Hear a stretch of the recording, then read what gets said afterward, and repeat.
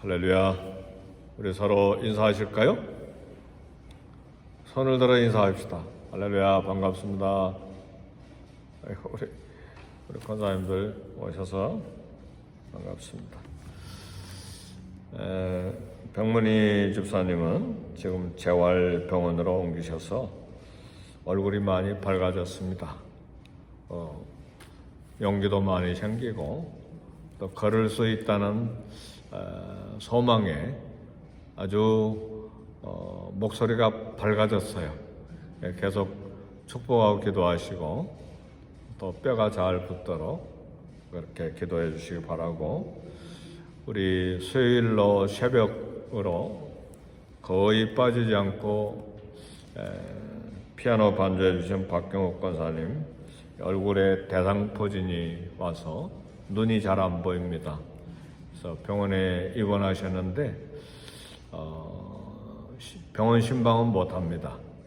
대상포진은 전염성이 있기 때문에 남편도 병원에 오셨다가 다시 돌아가셨습니다. 남편 박 집사님이시죠? 네, 그러니까 기도해 주세요. 좀 시간이 걸릴 것 같아요. 네, 그래서 몇 주가 걸리는지 잘 모르겠는데 우리 권사님 연세도 많으신데 한 번도 새벽 빠지지 않고 이렇게 수요일 새벽으로 반주해 주시는데 너무 감사하지요. 우리 교회는 사례도 못하고 있잖아요. 네, 그렇잖아요. 그러니까 그 헌신, 그 사랑, 그 하나님께 대한 놀라운 그런 믿음을 하나님 기억하시고 여정을 또 세워주시도록 그렇게 기도해 주시기 바랍니다. TV에서 방영된, 한국 TV에서 방영된 실제 이야기인데, 이야기의 주인공은 용인 정신병원에 입원해 있는 어느 여성 환자분 이야기입니다. 이것이 텔레비전에, 한국 텔레비전에 나온 이야기인데, 이 환자는 부모가 누구인지 모릅니다. 그리고 형제도 모릅니다. 유일하게 의지할 수 있는 친척은 가까운 친척이 아니고 먼 친척벌 되는 아주머니 한 분인데, 이 정신병원에 있는 환자들은 굉장히 외롭습니다. 왜냐하면 누가 그 가족에 정신병 환자가 있다 그러면 가족 형제들도 부끄러워합니다. 친척은 더더구나 친척이란 그런 관계 이야기하지 않죠. 그래서 이 병원에서는 이 외로운 정신병 환자들을 위해서 1년에 하루를 정해서 가까운 사람들 초청하는 행사를 갖습니다. 용인에 있는 정신병원입니다. 네, 환자들 모두가 다 기뻐해서 1년에 하루니까요. 이 행사를 이제 가족 친척들에게 알리느라 전화하느냐라고 굉장히 바빴습니다. 이런 분위기에서 그 여성도 이제 전화를 먼 친척벌 되는 아주머니에게 이제 전화를 했습니다. 잠시 시간을 내주기를 간청했습니다. 그리고 이제 비록 정신병 환자지만 떨리는 마음으로 전화를 이제 했는데 그 귀에 들려온 한마디가, 그날은 교회 예배드리러 가는 날이니까 안 돼. 그 소리를 들었습니다. 하나님께 예배드리는 것도 귀한 일이지만 정말 하나님이 우리에게 원하시는 일이 무엇인가를 이 아침에 생각하기를 원합니다. 영혼에 대한 구체적인 사랑과 긍휼이 하나님께서 받으시는 산 제사입니다.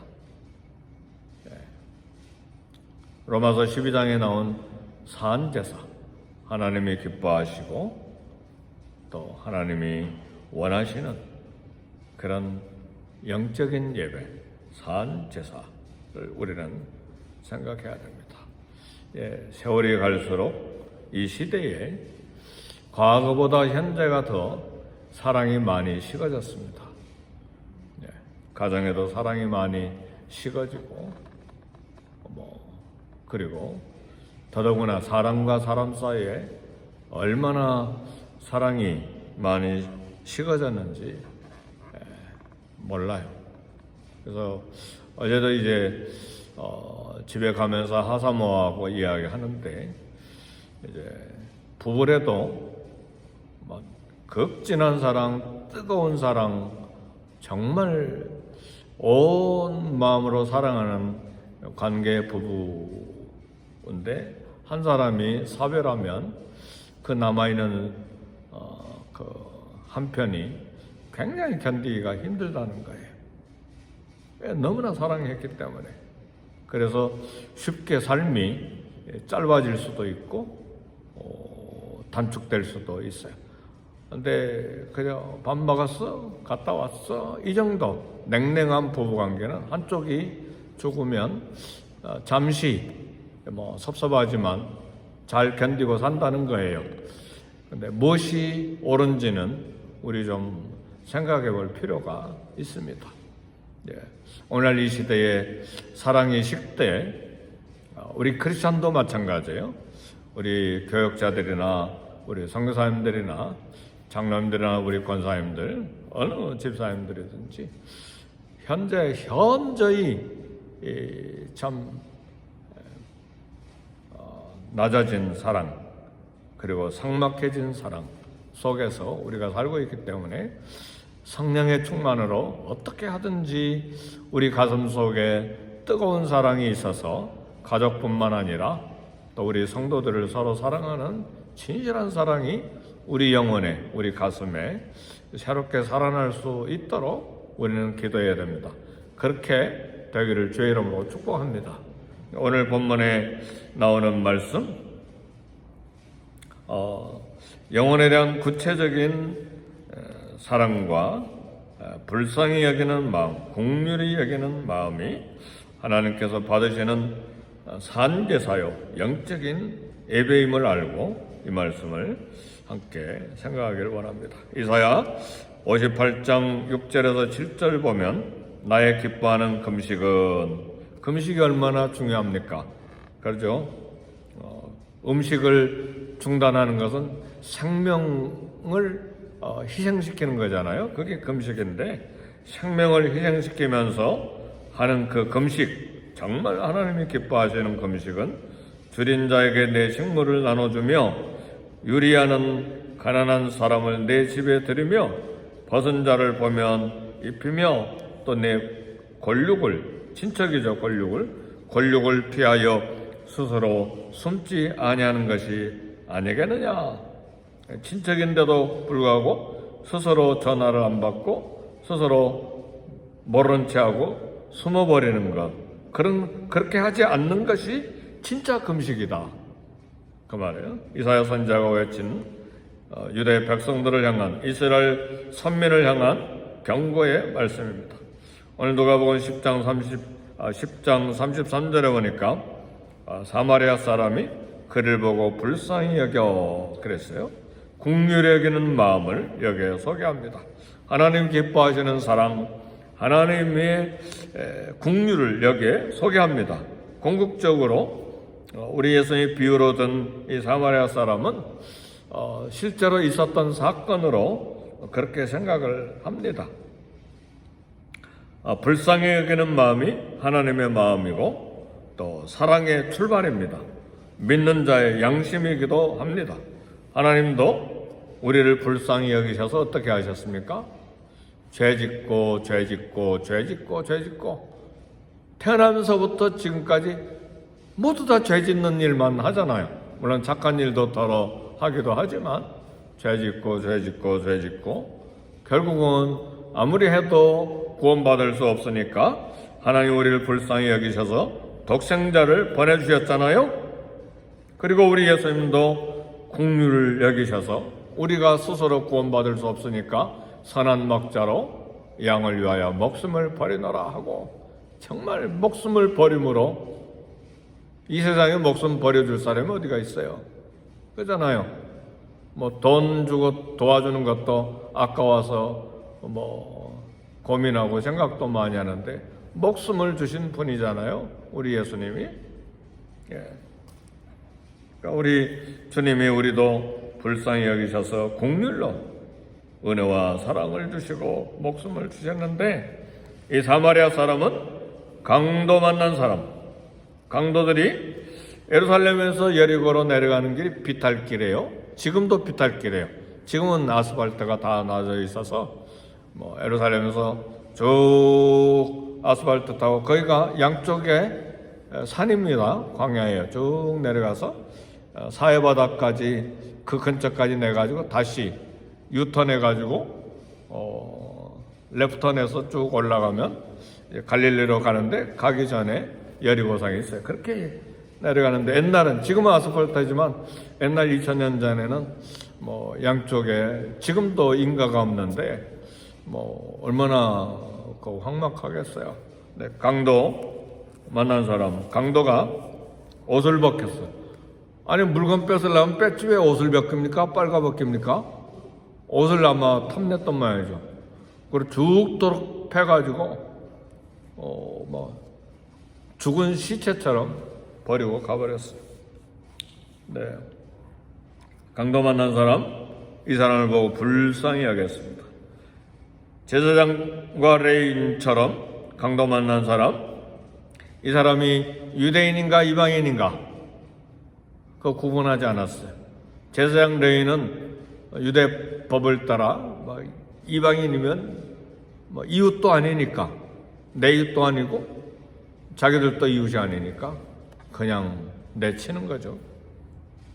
그리고 시체를 만지는 것이 율법에 저촉되냐 안 되냐, 이 사람이 시체냐, 죽어가는 사람이냐 시체냐, 그런 거, 신학적인 성경적인 갈등, 그런 거 사마리아인은 생각하지 아니하고, 유대인은 사마리아인은 원수잖아요. 그러나 사마리아 사람은 이렇게 레인과 제사장처럼 막 계산하고 막 생각하고, 법이냐 아니냐, 율법이냐 아니냐, 하나님 말씀이냐 아니냐, 막 이런 거 그렇게 생각하지 않고, 사마리아는 사마리아 이방인이죠. 불쌍히 여김과 동시에 기름을 부었어요. 상처에, 온몸이 상처 투성이니까 포도주를 다시 부었어요.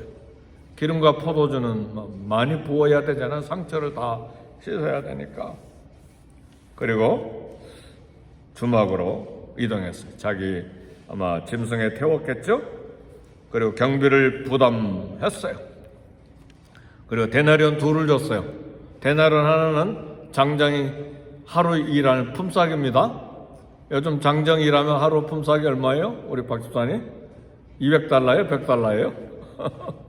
2를 줬으니까 이틀치예요.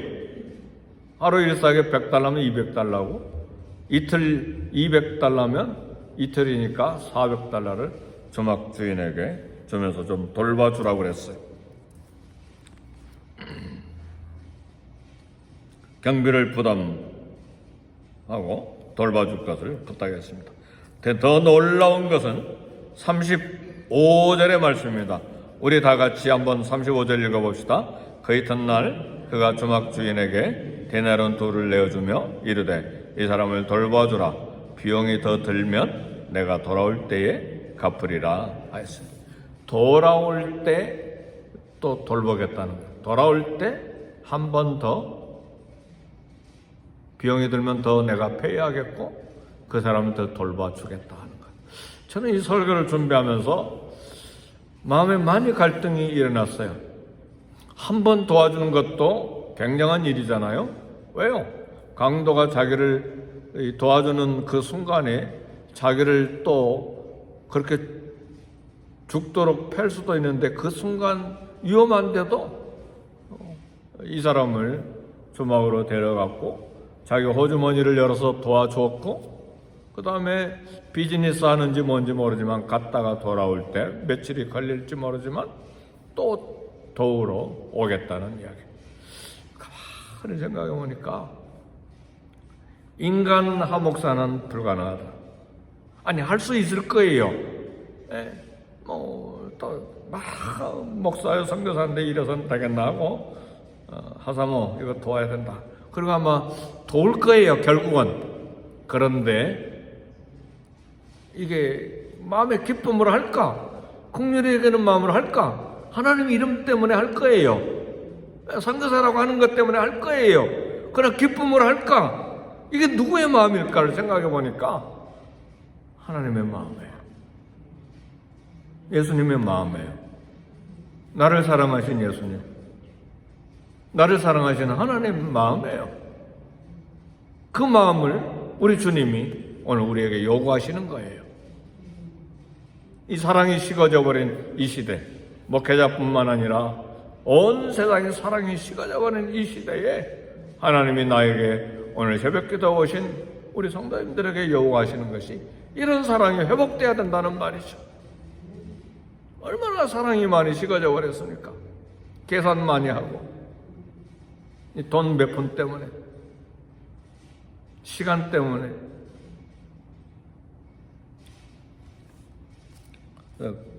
저도 설교는 하지만 굉장히 도전을 받았어요. 이 선한 사마리아인 비유 모르는 사람이 어디가 있어요? 다 알잖아요. 우리 크리스찬들은 설교 한 번 들었어요? 여러 번 들었죠.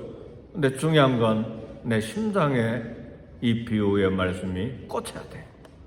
그래 내 삶에, 내 인격에 정착이 돼야 된다는 말이에요. 삶의 길이가 이제 짧게 남은 우리는 뭘 가지고 돈 더 많이 벌게 해주세요, 더 건강해서 오래오래 살게 해주세요, 그 기도가 우리의 기도 목표가 아니잖아요. 지금은 어떻게든 예수님 더 닮아가고 주님 뜻대로 살다가 주님 만나는 게 우리 삶의 목표잖아요. 아멘입니까? 아직도 여전히 미국에서 부자로 살고 막 그래서 돈에 막 정신이 없습니까? 그건 아니잖아요. 우리는 어떻게 하든지 나머지 생에 예수님 닮아가는 삶을 살까? 주님 만날 준비를 어떻게 할까? 어떻게 하면 예수님의 거룩한 성품이 내 안에 인격에 정착이 돼서 그리스도의 향교, 그리스도의 냄새가 나는 그리스도의 편지가 될까가 우리 삶의 목표예요. 그러잖아요? 사마리아인의 국률의 마음은 예수님의 마음, 나와 우리를 위한 하나님의 무한한 사랑을 보여줍니다. 하나님이 기뻐하시는 그리스도인의 삶은 일시적인 것이 아니죠. 진정한 국률, 진정한 사랑, 진정한 은혜, 진정한 돕는 마음이죠. 그러니까 돌아올 때 비용이 더 들면 내가 또 페이하고 내가 너 또 돌보겠다. 이게 예수님의, 하나님의 우리를 한 번 도와주시고 끝이 아니잖아요. 태어나면서부터 지금까지 수십 년간 끊임없이 저와 여러분을 돌보고 오셨잖아요. 앞으로도 돌보실 거예요. 내 배에서 태어난 너희여, 내 태에서 난 너희여, 내가 너희를 긍휼히 여기고 불쌍히 여기고 업고 안아주고 구하여 내리라. 내가 백발이 되기까지, 너희가 노년이 되기까지. 이사야 46장에 나오는 하나님의 모성애적인 사랑이잖아요.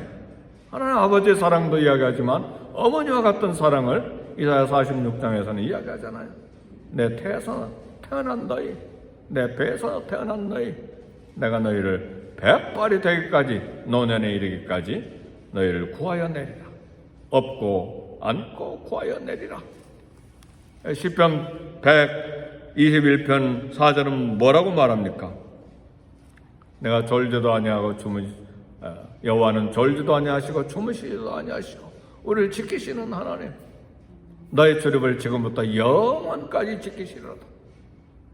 우리 주님이 그렇게 해서 저와 여러분을 업고 안고 여기까지 오셨잖아요. 아멘입니까? 그리고 또 기대하잖아요. 염치 없게. 우리는 별로 하지도 못하면서, 염치도 없잖아요. 우리는 그렇게 하지도 않으면서 하나님 죽을 때까지 돌봐주세요. 그렇게 기도하잖아요. 하나님 보실 때 참 철이 없죠. 너도 좀 그렇게 해보고 달라고 해라.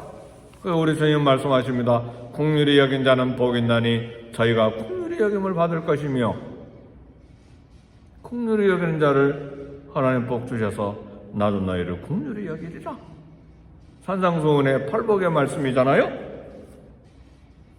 그래서 에레미야 25장 35절에 이야기합니다.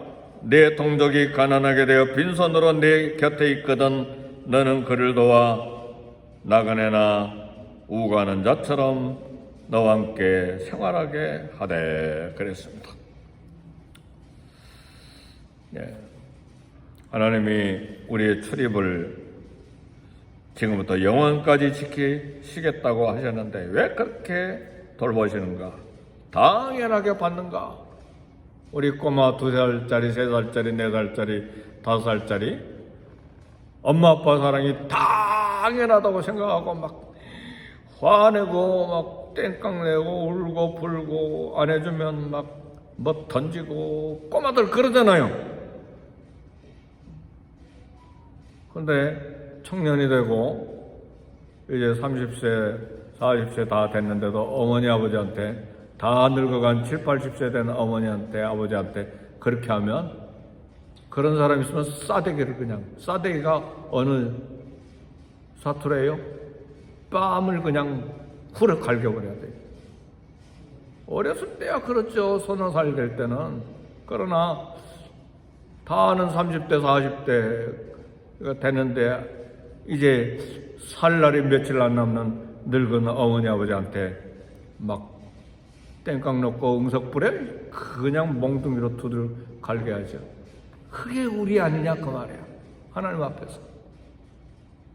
그럴 수가 없어요. 우리는 정말 성령 충만을 구하는 이유가 뭡니까? 기분 좋게 하려고? 아니죠. 하나님 뜻대로 살 수 있는 능력 달라고 기도하는 것이죠. 그래 성령이 충만이 필요한 것이죠. 요한일서 4장 11절 보니까 사랑하는 자들아 하나님이 이같이 우리를 사랑하셨은즉 우리도 서로 사랑하는 것이 마땅하니라. 성령의 충만, 예수님의 인격은 뭡니까? 사랑과 희락과 화평과 자비와 양선과 온유네. 자비, 온유, 사랑. 우리가 사랑하면 그가 먼저 우리를 사랑하셨습니다.